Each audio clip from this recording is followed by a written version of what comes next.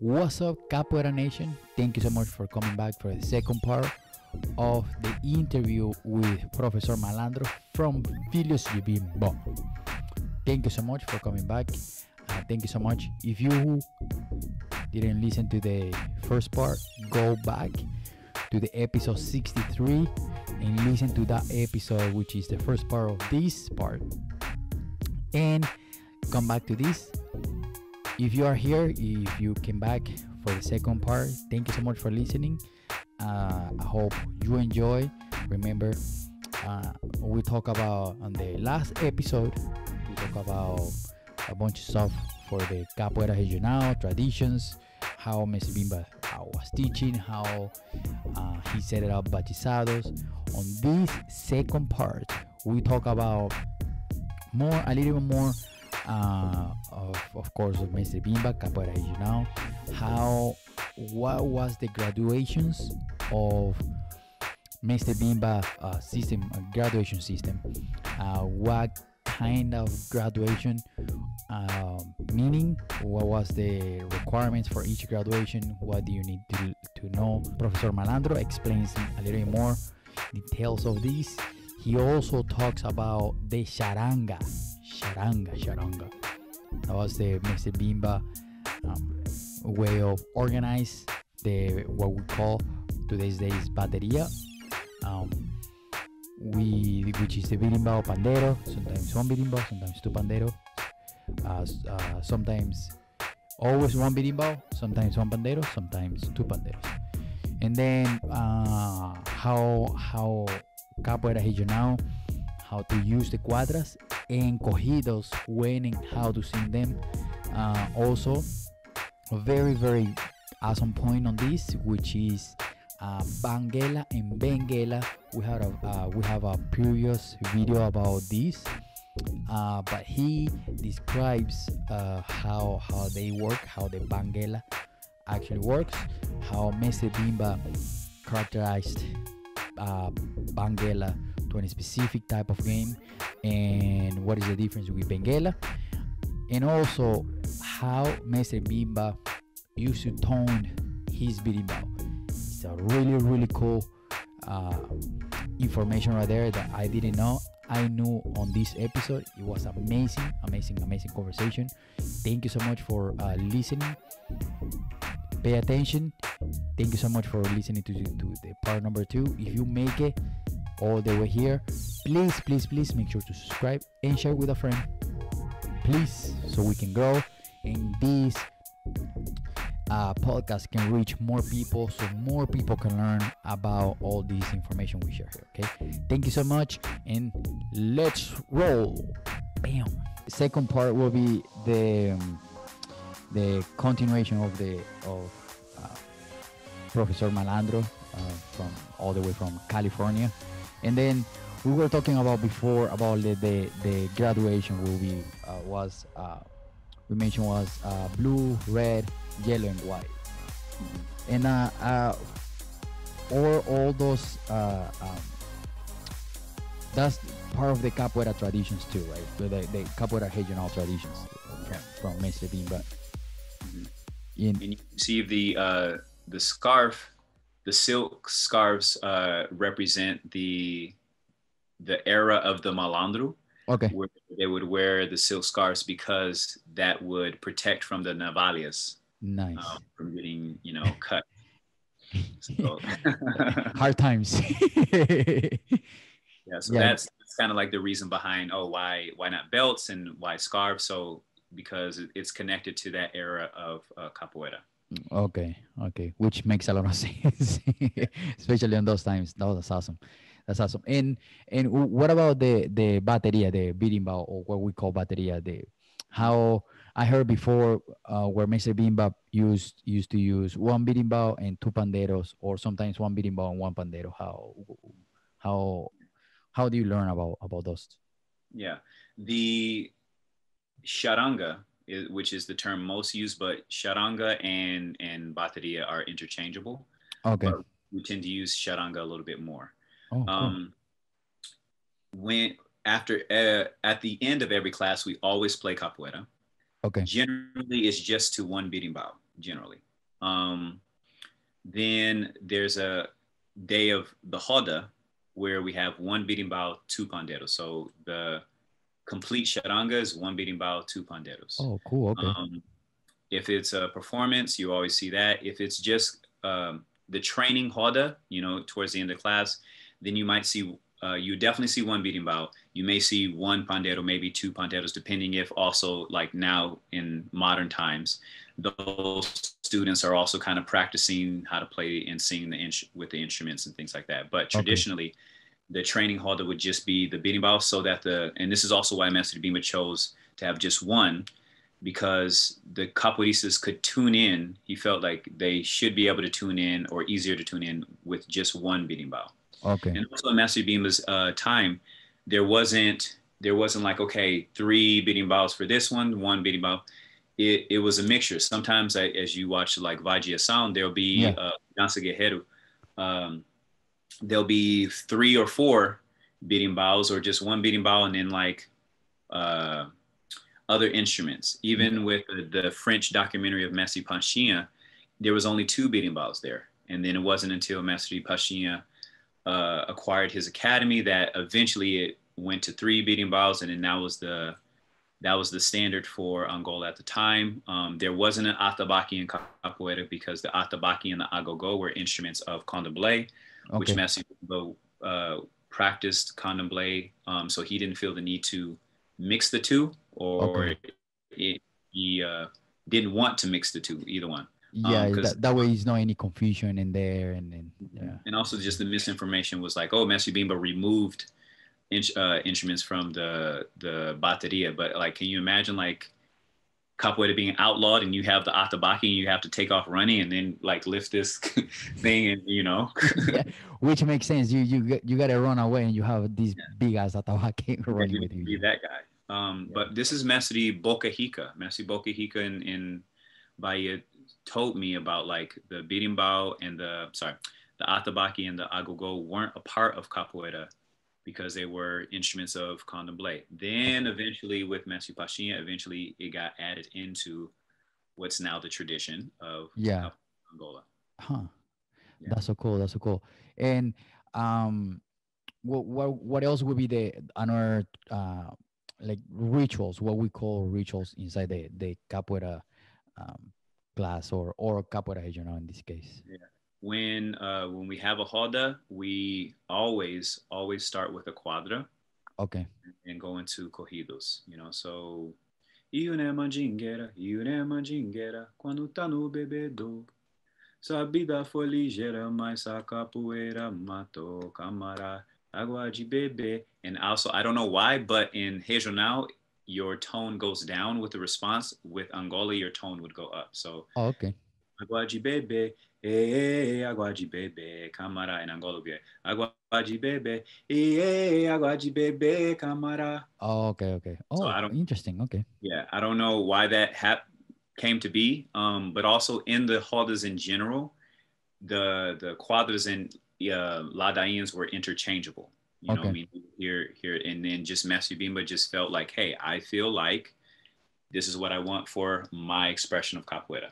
And then in response to that, it was like, well, we want this. And even now, some Angola schools also still do some quadras. It was not just like, oh, that's a regional thing. Okay. And didn't Mr. Bimba change the ladainha for the quadra? Yeah, so he specifically chose quadras, Okay. Yeah, which is just shorter ladainhas. Yeah. To only open up the roda, or he had quadras like during the roda, like randomly. No. This is like you will always start with a quadra, and then go to the corridos, so it's seen now, and then when he's doing the corridos, then that's when you start to play. And then only corridos while people are playing. So you wouldn't have 2 people playing, and then all of a sudden he would go into another quadra. Okay. Quadras are only at the beginning to open up. Nice. Okay, that makes sense. And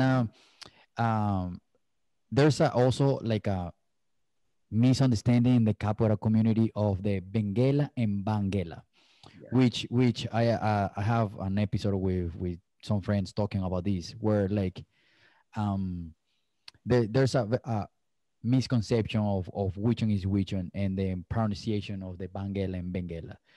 What are your thoughts about that? For Capoeira Regional with Mestre Bimba, it's Banguela. Okay.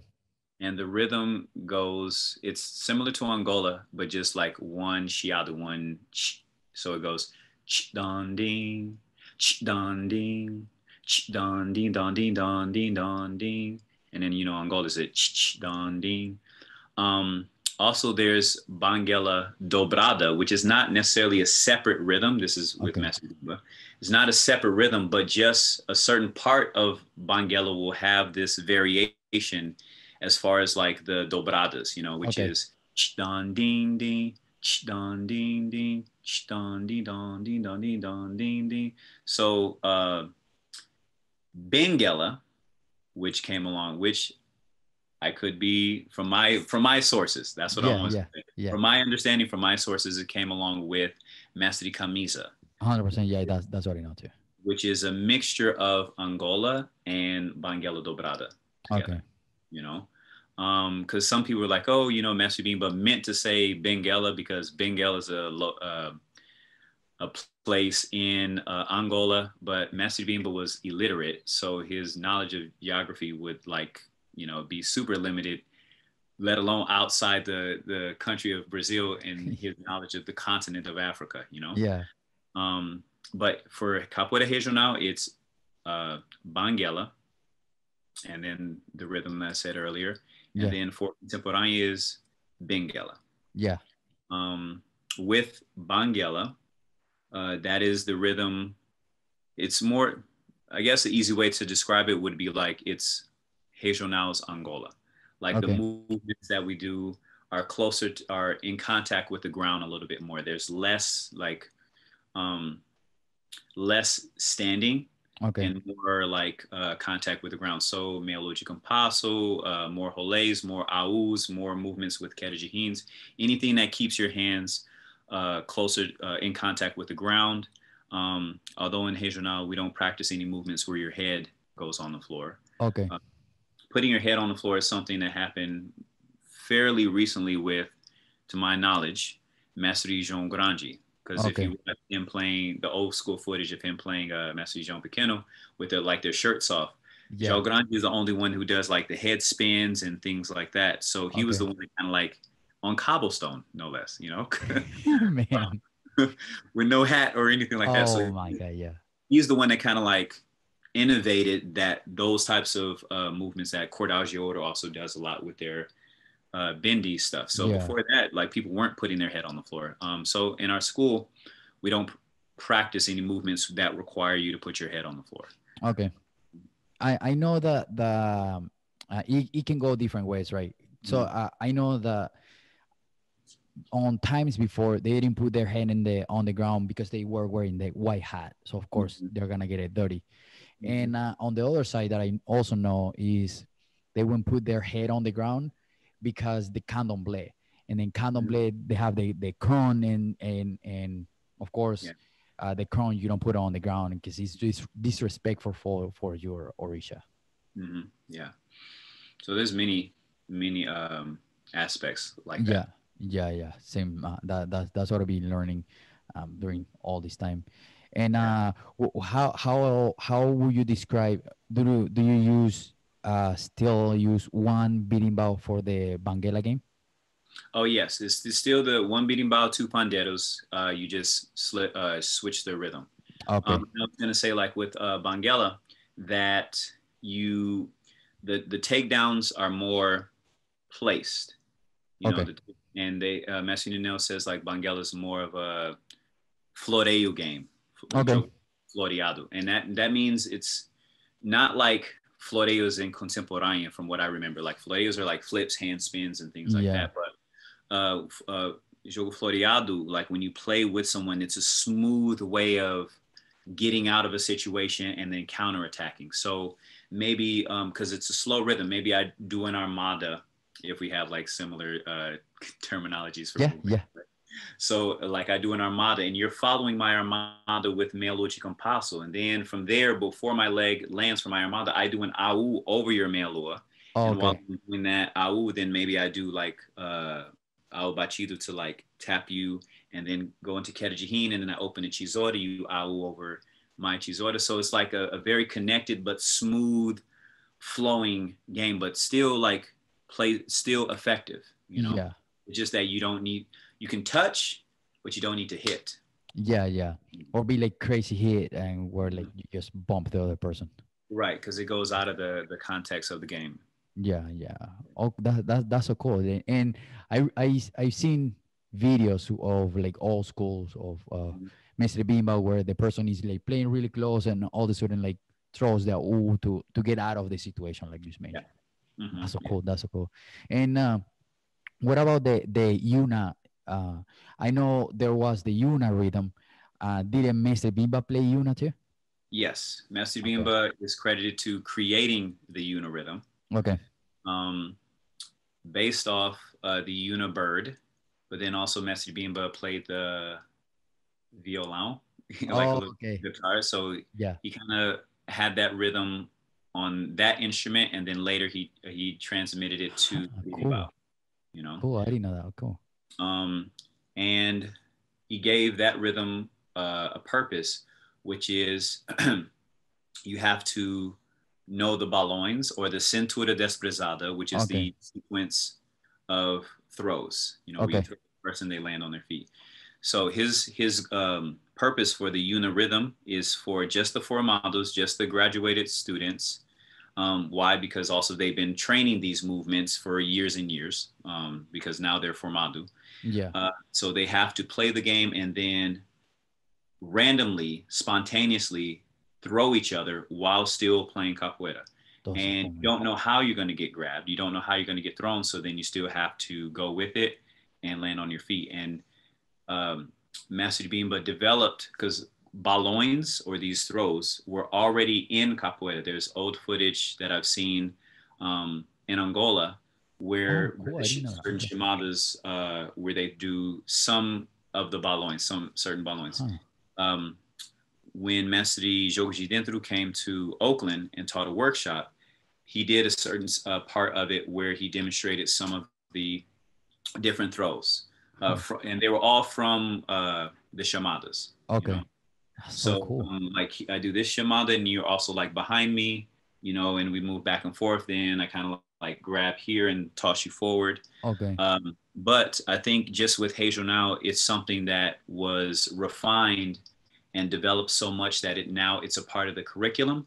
Where in Angola, you may or may not see it, you may or may not train it, all of a few of them or none at all. Um, Hmm. but yeah, so Una, the rhythm, only for the formados. Yeah. Have to do the different throws. If your butt, this is a big thing in our school. Like we work on the negativa, or some schools call it negativa de bimba, because Okay. that's how we catch ourselves from receiving a hastera for most of the takedowns, right? Um, because if your butt hits the floor, you have to buy a beer for everyone. Oh man, You have that's so to buy a funny. beer for everyone. You get a fine. Um, That's so funny. yeah. So and then there's no clapping. There's no I clapping, no was about to singing. ask you that too. Yeah, just the berimbau and the two panderos. And no music, That, say no singing, no singing neither. no singing, no singing. Okay. Oh, cool. Interesting. Okay. And yeah, and with contemporánea, they borrowed this rhythm, and now it's like, in a way, like honestly speaking, it's the total opposite of how Messi Bimba envisioned it. Because with Messi Bimba, you have to be really connected to the person because you're being grabbed and thrown. Yeah. Yeah. Whereas like what I've seen with contemporary groups is like who can do the most acrobatic movements, but they're not really attacking. Connect. Yeah. Like this person is over here, this person is over here, you know, Pretty and it's much doing beautiful. like two solos. Yeah, yeah, and it's beautiful movements, you know, Yeah. Yeah. Yeah. but For sure. it's just not connected to what Matthew Bimba intended for it to be. Yeah. The original Yuna, which will be Yeah. Mr. Bimbas, of course. And you mentioned the claps, right? Mm-hmm. So I know the Pama de Tejero came Mm-hmm. from candomblé and all those like religion, samba and all that. Mm-hmm. And do you have any knowledge of why Mr. Bimba used the three claps or why he changed that to adapt? I do not know. Oh, okay. Don't If worry. I don't know, I'm not gonna like do a roundabout hole and things. No, I don't know. Okay. Yeah, the only thing I know is Mr. Bimba's clap. That's the only way I know, and it's a 1 2 3, 1 2 3, and then of course the difference will be Palma de Tejero. Yeah. Hmm. Even the palma that we do for samba de roda, even that is like very challenging because we go like ba ba ba ba ba ba ba ba ba ba like that, Okay. and then Yeah, try to yeah. sing on top of that, and And usually comes back to Palma de Bimba. yeah, exactly, exactly. It- You get that 3 times, and then back to 1 2 3. it's just normal, normal. Always comes back to Palma de Bimba, which is funny. Exactly. Hmm. Yeah, and uh, so Mestre Bimba never used the gunga medio viola.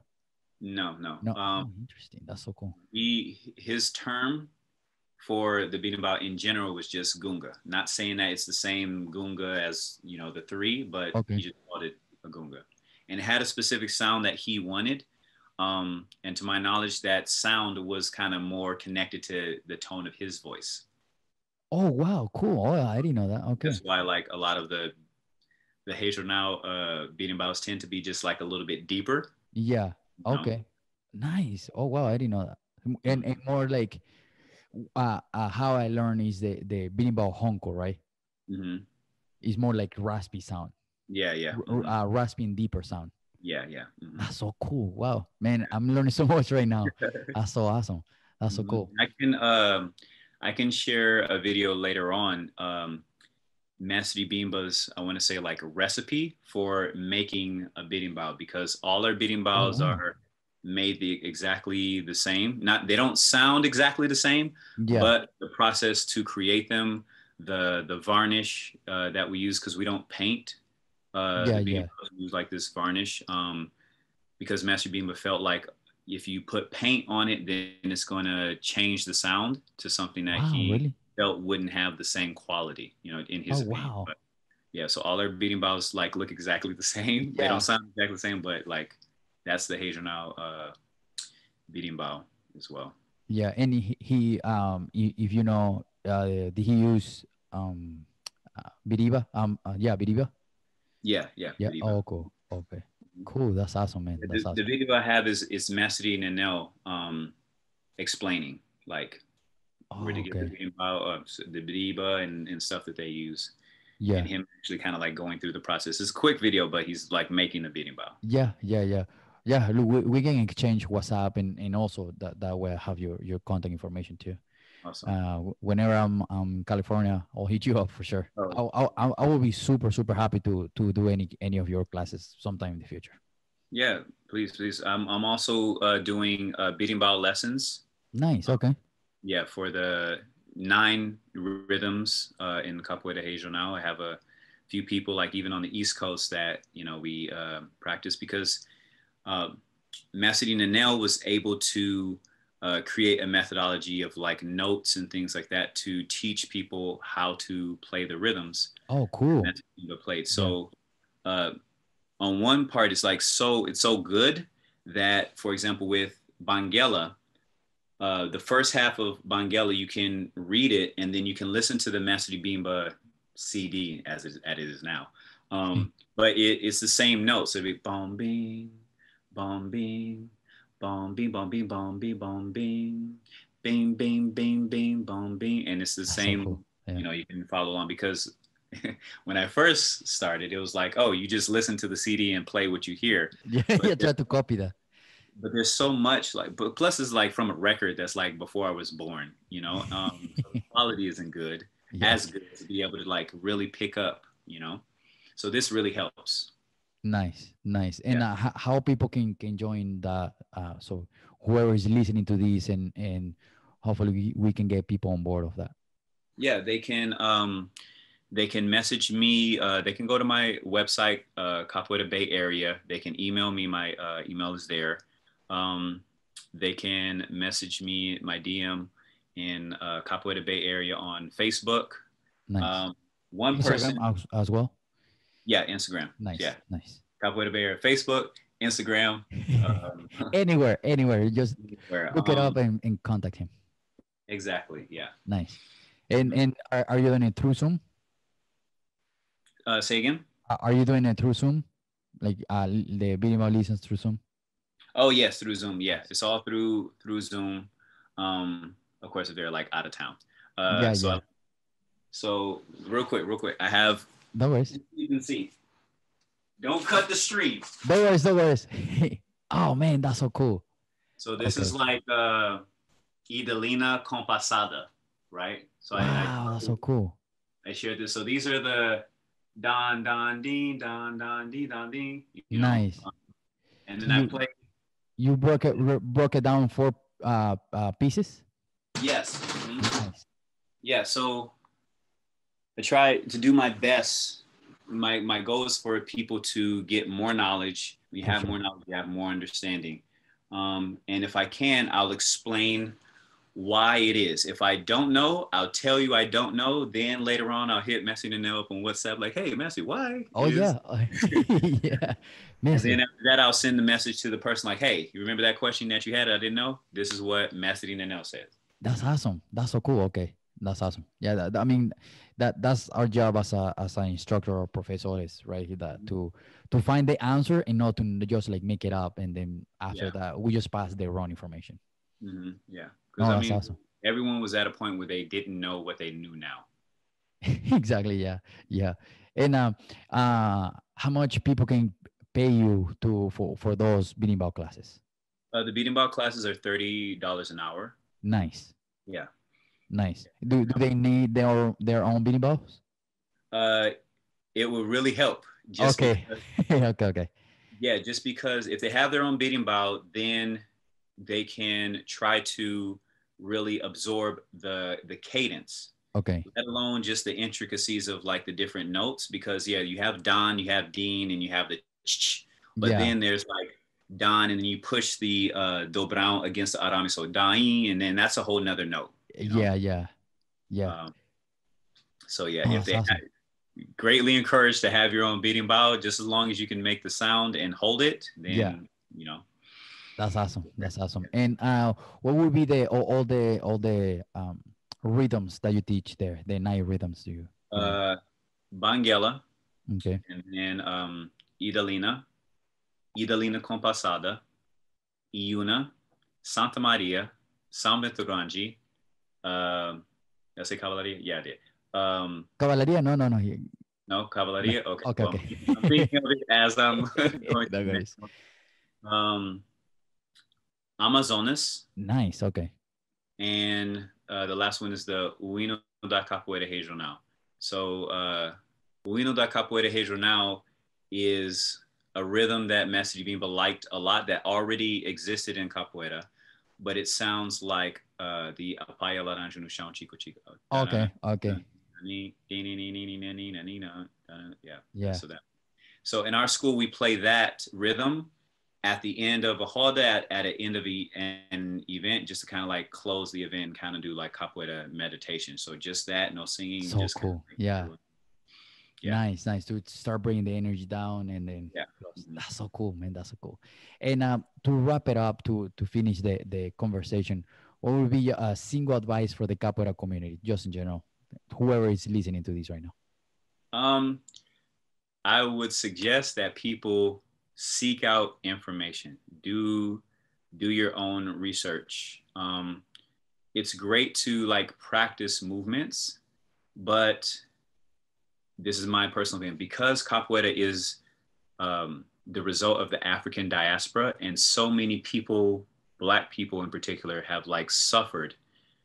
I feel like it would be a disservice to the ancestry of capoeira to just use it, or just to limit it just to the movements, or just to limit it to these like, these cool songs. Like really learn the history, talk to different people who are capoeira nerds who like do their, you know, research. If you don't feel like doing it, like go to go to the store basically. Yeah, yeah.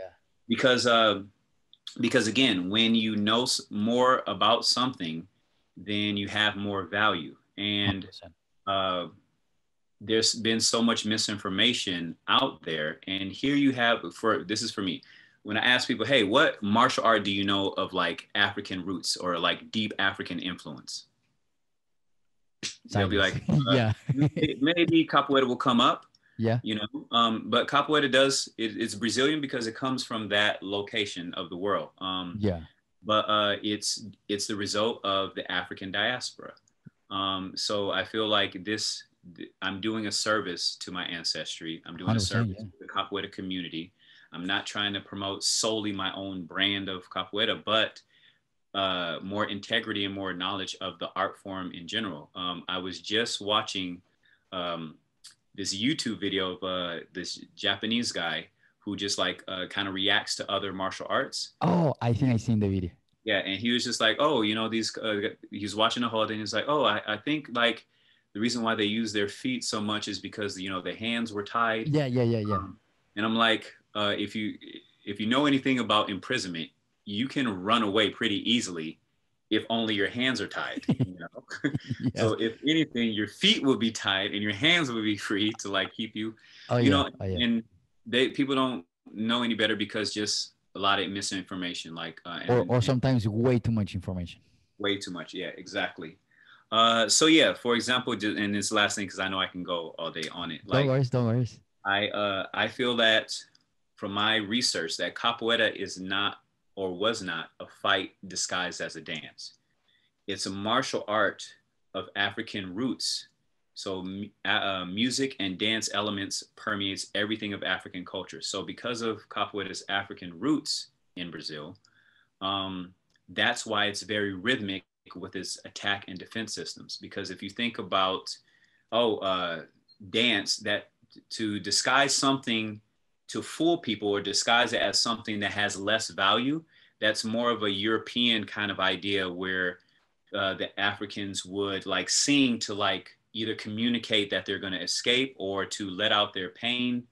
And then the European slave drivers would think that the slaves were content or that they were celebrating or that they were fine with being enslaved, where everything had some sort of purpose, everything had some sort of deeper meaning that was beyond what the European slave drivers, I don't say slave masters, because like a Yeah. master is someone of like acquired skill and things like that. Yeah. So yeah, so I'm going to end with that. Do the research, reach out to people who you feel like you can help you just learn more about it and want to help other people learn. I'm not the 100%. sole proprietor of like all the knowledge, but I know what it feels like to want to know something but not have the information available. And I've done my work with my website, with Instagram, with the YouTube channel. I try to present information that just gives people a better understanding of capoeira overall and specifically capoeira regional. Awesome. Awesome. Man, that's See, awesome. Yeah, yeah, that was awesome. No, I liked it. I liked it. And you know, hopefully a lot of people can have a better understanding of um the purpose of Mr. Bimba of creating Capoeira Regional, right? Which you mentioned earlier, uh, to help to have a better human being in society. yeah. Which at the end, I tell this to everybody. You know, Capoeira was created to bring people together, to bring, you know, it's not about style like you mentioned before too. It's not about Yeah. like who knows more or who does the better movement. It's about capoeira. It's about us coming together to, you know, have fun, smile, and have that swan like that jumping around when we are in the hut. Yeah, capoeira for me, like I've done other martial arts and things like that, but capoeira is like the strongest community-based art form That's so cool, man. that I've seen. Like you need the community, you need people on the 100%. instruments, you need people to contain the energy in the roda. You need Yes. to someone to play capoeira with. So all those, I feel like all those things combined is capoeira, you know. 100%. Yes, I agree. I like it. Oh man, thank you so much. I really appreciate you sharing all this information and bringing all this information to the capoeira community. My pleasure. Thank you so much, man. Have a good day, and let's stay in touch. Okay, Ashe. Thank you. Thank you so much for listening. Thank you so much for getting this far. Remember, please subscribe. Give us a thumbs up on Facebook or YouTube. Please subscribe to the YouTube channel.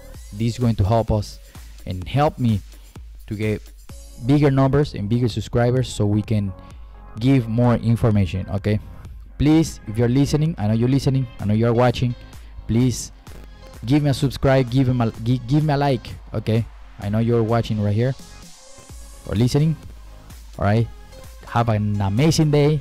Thank you so much for tuning in and listening every single episode, especially the episode we just did. All right, thank you so much. Peace.